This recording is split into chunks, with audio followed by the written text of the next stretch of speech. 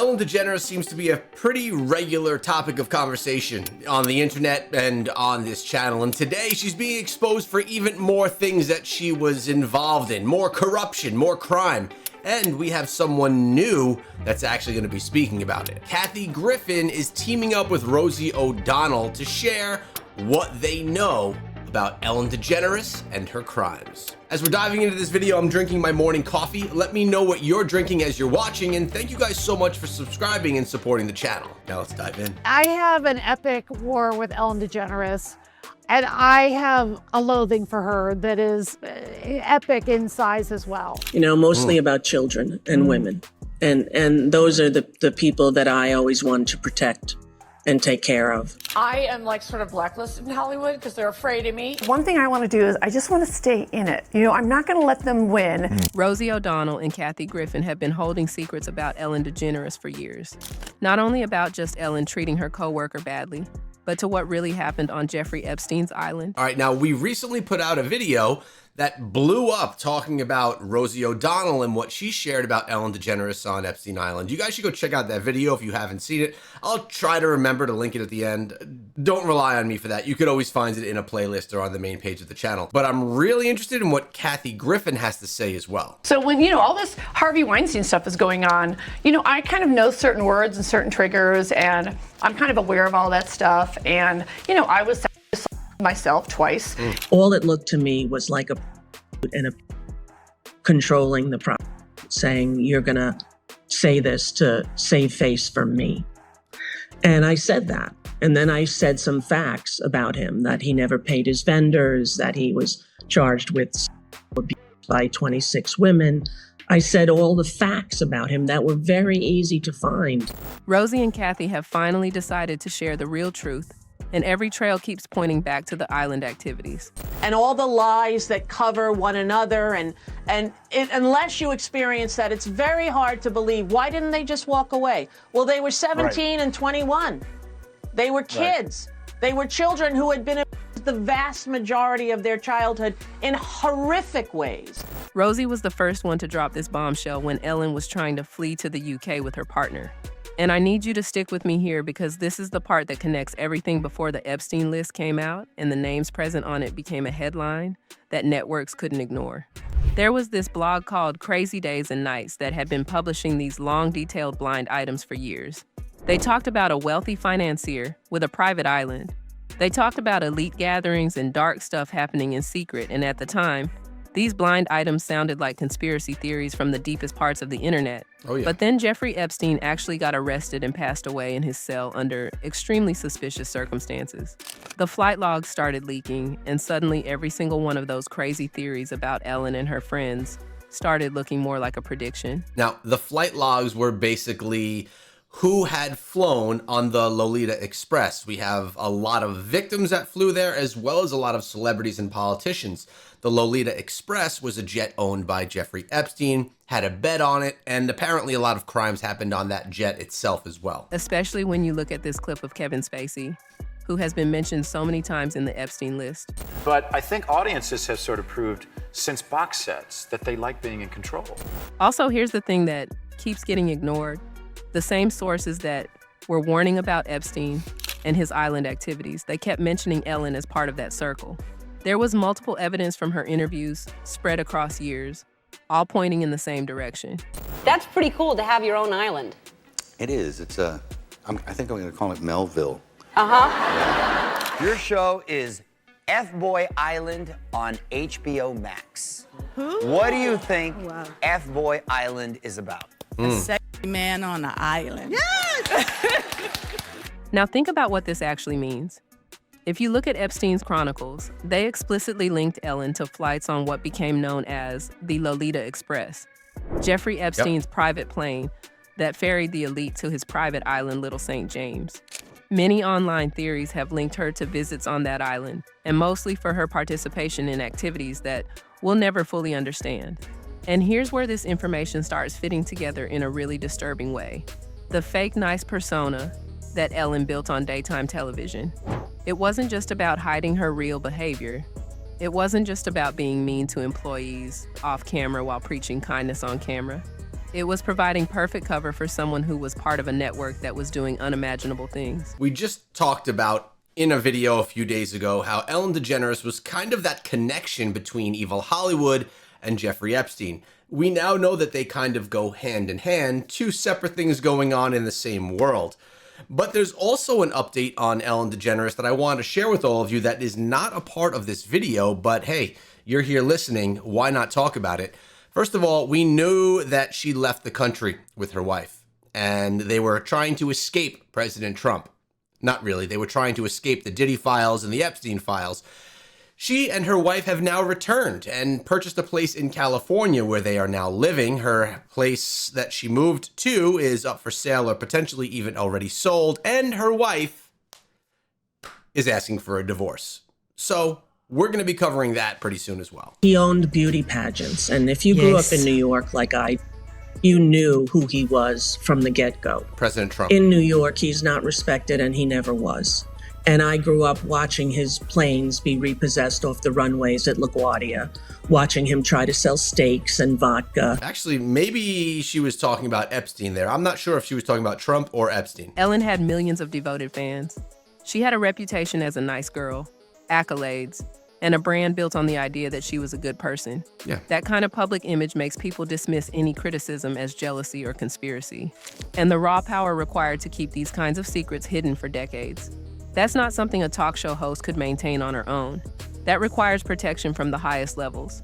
That requires connections to people with enough money and influence to make some minor controversies disappear in a minute. Oh, yeah. And when you look at the way Ellen treated the women around her, it starts to make sense why she felt so superior, because in her mind, she thought she was better than others. Ellen had relationships that put her in rooms with some of the most powerful people on the planet. People who had everything to lose if their dark truths ever came out, and then the whistleblowers started coming forward. It's actually fairly interesting because if you think of Jeffrey Epstein, he was also in the rooms with some of the most powerful people. Ellen DeGeneres, the poster child for Hollywood, was also in those same rooms. Or maybe not the same exact rooms, but similar rooms with those powerful people. So the connection there, in that sense, is similar. What if you've done all of this and nothing happens? And I really have been thinking about that since she said that. And my answer to her at the time, and it kind of is still the same answer, is I guess I'm just going to feel like everybody else that has ever come forward and been dismissed by the system. Sasha Riley isn't a typical Hollywood insider looking for his 15 minutes of fame.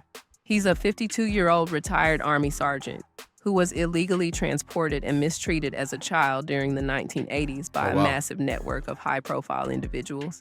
And at the core of his claim was his own adoptive father, William Kyle Riley, who he alleged was a pilot for Jeffrey Epstein.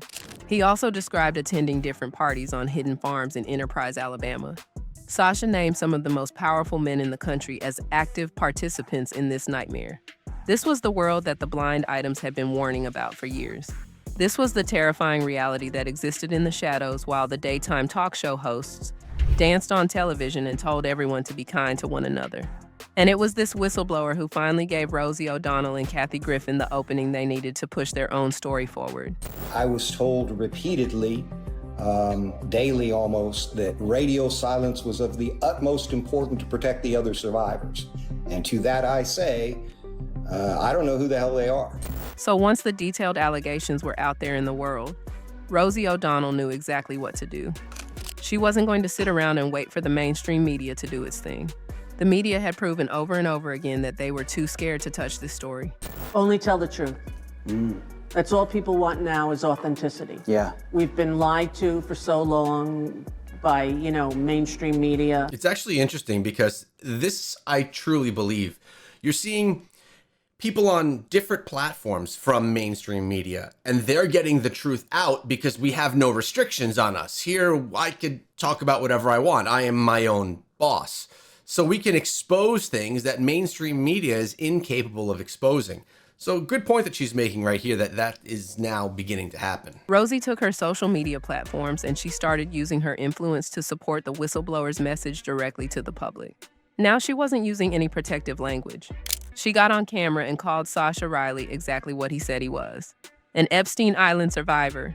I don't know how he survived. I really don't. And, I tend to believe what he said because he's sort of so removed from it, dissociating. He's not like going back to the memory. He's just reporting on it almost as if it didn't happen. She told her millions of followers that the story was hard to hear, but that it was absolutely important they listen to every word. And when her followers started asking in the comments why the media was completely ignoring the story, Rosie didn't dance around it. She called it exactly what it was, a massive cover-up, and she made it clear that she was using her platform specifically because the people who had the power to tell this story were too afraid of the consequences. He got protection and purchased it. He made a, criminal conspiracy deal with CS and the powers that be at the time, agreed that it was better to pay the bully than to stand and fight with a case where they did nothing wrong. Right. And they decided to pay him off, so they paid him off. And guess what? Once you do that in a neighborhood in Little Italy, you're owned. Meanwhile, Kathy Griffin was making her own move. She had spent her entire career pushing boundaries, interviewing people, and exposing hypocrites. She had the skills and the contacts to actually dig into this story in a way that most people couldn't. So she arranged to have Sasha Riley as a primary guest on her podcast. This was supposed to be the big one, the interview that would finally force the entire Epstein ring into the harsh light of day. Kathy was going to sit down with him, go through all the details, let him name names and broadcast it to the world. But here's where it gets ugly. The elite network that protected Jeffrey Epstein and his celebrity guests doesn't operate by playing fair. They maintain their secrets through intimidation and overwhelming legal force.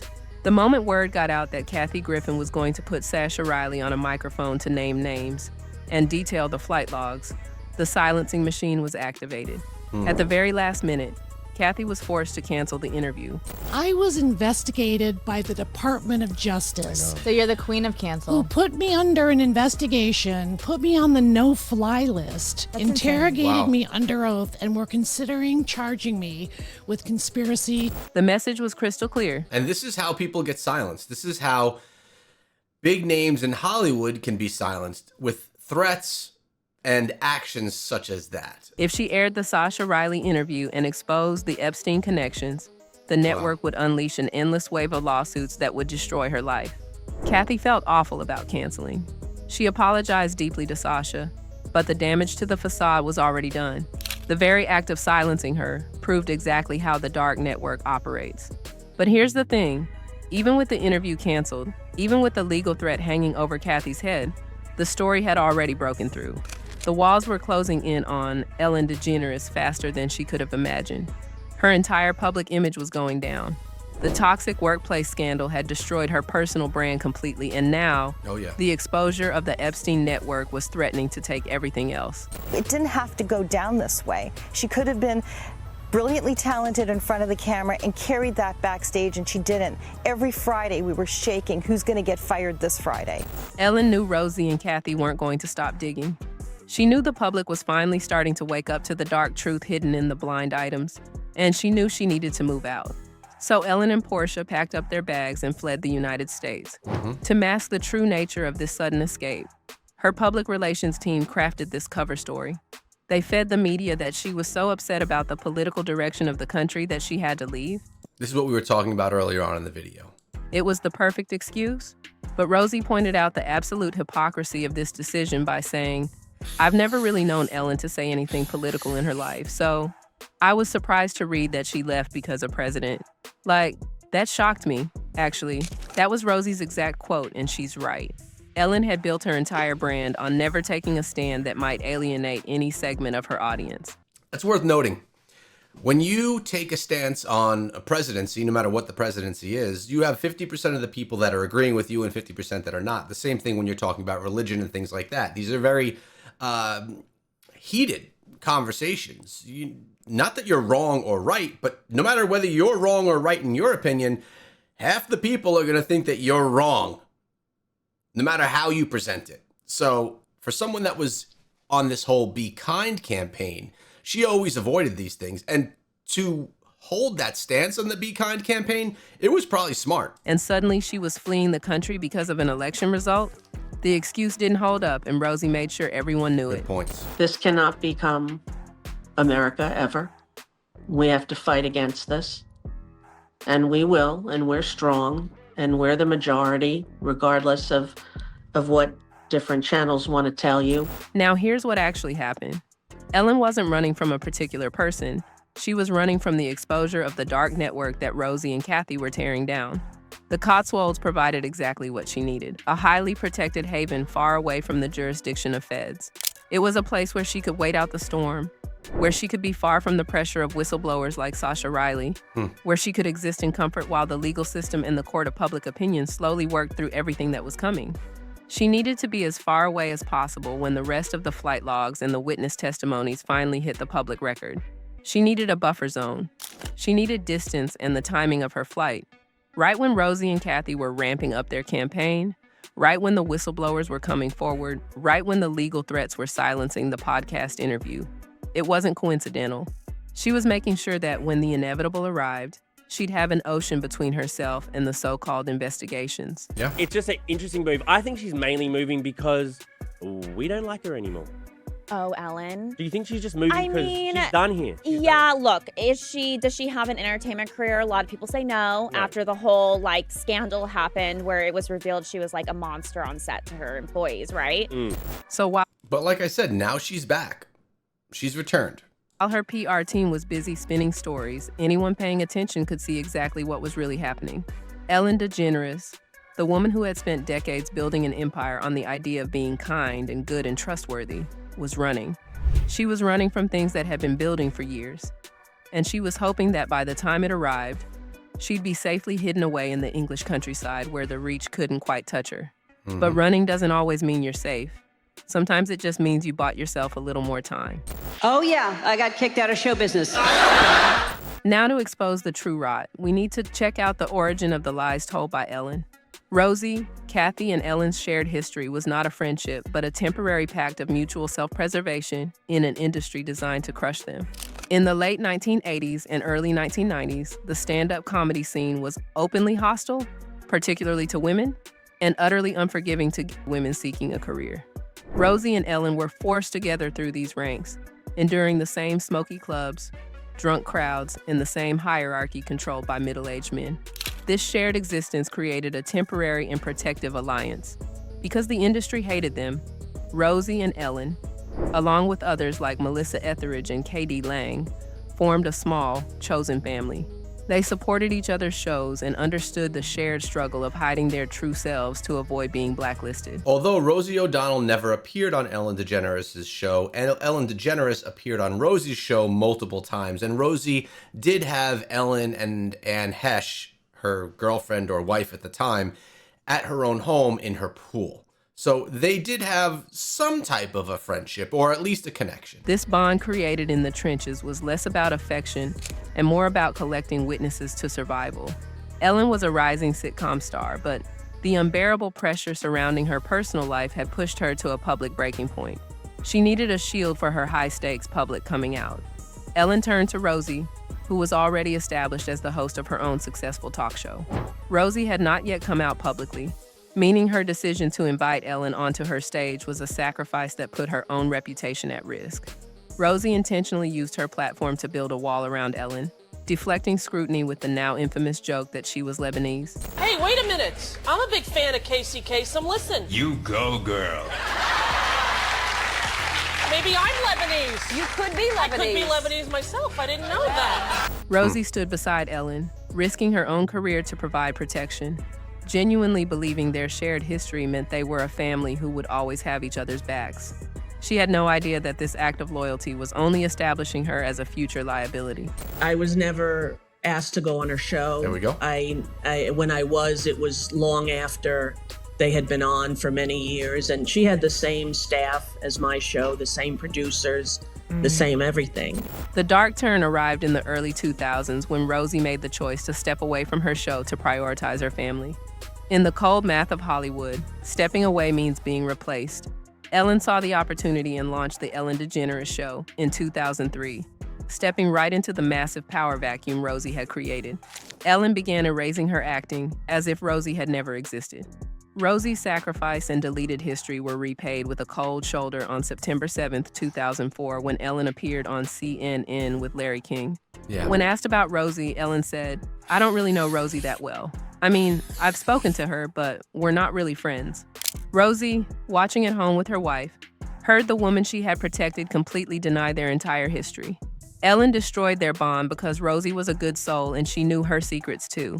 I did think that she was all of a sudden in the position I was in, where she was starting a show and wanted it to be successful and get the money and the accolades that came with it.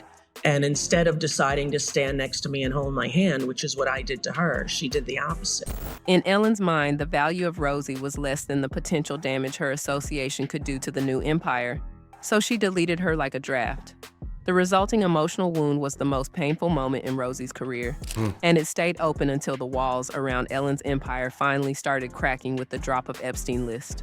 Rosie's betrayal was not an only incident, but part of a deliberate system of elimination designed to erase anyone who threatened Ellen's image. Kathy Griffin, who worked with Ellen in the 1990s, saw through her pleasant dancing act and recognized a controlling and punishing thing going on. Their clash became public when Ellen, using her massive platform, delivered a scripted monologue in 2007, publicly labeling Kathy mean in front of millions. This act proved to Kathy that Ellen would use her power to crush any female comedian who did not hide her lies. This is the classic story of, I'm going to be your competition or someone working in the same space as you. Let me use myself for an example. I used to cover games on this channel in the past, Diablo games, which was an action RPG. And there were other people that were covering the same game. I have the choice as a creator, or Ellen had the choice as a host, to embrace the fellow creators or the fellow people in the same space and to work together to grow as a whole, or to completely blackball them, remove them from your space, focus in on exactly what you're doing, and try to do better than them and crush them. I've always been someone that likes to work with the community to grow as a whole, and I found that a successful way to grow.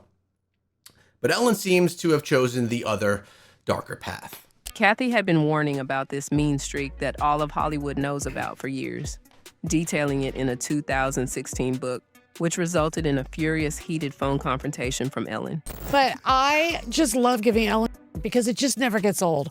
She just can't stand it. She has no sense of humor about herself. We had a fight one time that was a knockdown, drag out, screaming on the phones, both of us screaming. The mess extended even further back to Margaret Cho, who had opened for Ellen's stand-up shows and shared years of history on the road during the 80s. Yet, when Margaret later appeared on Ellen's talk show, Ellen acted like Margaret was a total stranger. All these comedians fighting to be the top dog or the top female comedian. Ellen not liking the competition when she was trying to be on her own growth path. Erasing their entire shared history right there on stage. Margaret described the behavior as really weird and not nice. Ellen was like really weird and not nice to me for most of my career, and like because I opened for her in the 1980s. Similarly, Ellen used her power in the editing room to cut Margaret's segment, including a kind compliment paid to Margaret by David Bowie. This whole thing showed that no one could shine brighter or receive special praise on Ellen's show. The spotlight was hers only. This sense of power is what made Ellen feel untouchable. When the toxic workplace scandal finally broke and the walls of Ellen's empire started to crack, it was the validation of everything Rosie and Kathy had tried to expose for years. The facade that took decades to build was destroyed, yet the Epstein connection, the island allegations, and the flight logs were still about to come. The exposure of Ellen's association with Jeffrey Epstein and her links to his private plane, the Lolita Express, suggests that her fake nice persona was providing perfect cover for someone participating in a network doing unimaginable things. Let's be honest, she was acting, right? She was running a talk show, but she was acting on the talk show. Ellen DeGeneres is named in the Epstein documents, and that part is real. Her name appears in the broader index of over 300 high-profile individuals that show up across the investigative materials. Flight logs, communications, third-party interviews, peripheral records. For nearly 2 full decades, Ellen's mask stayed in her place. Day after day, episode after episode, She told millions of people to be kind to one another, and the audience believed it because they wanted to believe it. But brands built entirely on lies require an immense amount of energy to maintain. Eventually, the pressure from inside becomes too much to contain. When the toxic workplace scandal finally broke into the mainstream, it was like watching a dam finally give way. Current and former staff members started speaking out, and the stories were devastating. The environment where every single show ended with the strict command to be kind to one another was revealed to be an absolute nightmare for the people who actually worked there. For Rosie and Kathy, this was the ultimate validation of everything they had been trying to tell the world for years. The famous mean streak that Kathy wrote about in her book, it was now front-page news across the entire globe. The cold shoulder that Rosie experienced was finally visible for everyone to see. I know that I'm in a position of privilege and power, and I realize that with that comes responsibility, and I take responsibility for what happens at my show. When Ellen tried to keep things on the low, she was trying to minimize something that had basically destroyed her legacy. The false image that had taken decades to build was gone forever, and no amount of deflecting humor was going to bring it back. And here's the thing that's important to understand. This wasn't even the final reckoning yet. This was just the workplace stuff. The Epstein connection, the island allegations, the flight logs, the whistleblowers like Sasha Riley who had detailed information about what really happened in those dark corners of the elite. That story was still unfolding. The toxic workplace scandal ended Ellen's career. That story is still unfolding because remember, we've had 3 million files released that are heavily redacted and 3 million files that are yet to even be released. But if the Epstein connections prove to be true, that might just be the beginning of her problems. And now, with Rosie and Kathy holding evidence about what really happened on that island, the final chapter is still being written. Both of them are ridiculous. Who thinks that antiquated way?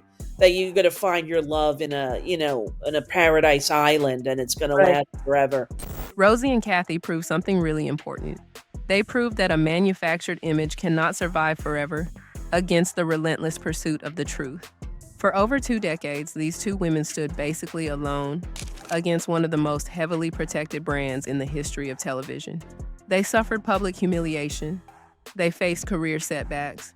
They watched Ellen smile at cameras and collect awards while actively working to erase their contributions and silence their voices. But they never backed down. And by finally teaming up, they didn't just expose a single talk show host.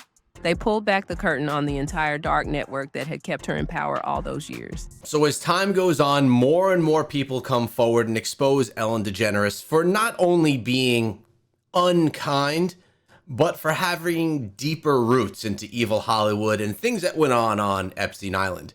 Like I mentioned, we've covered this in the past, and some of those videos you can find right here, and hopefully I see you watching those videos.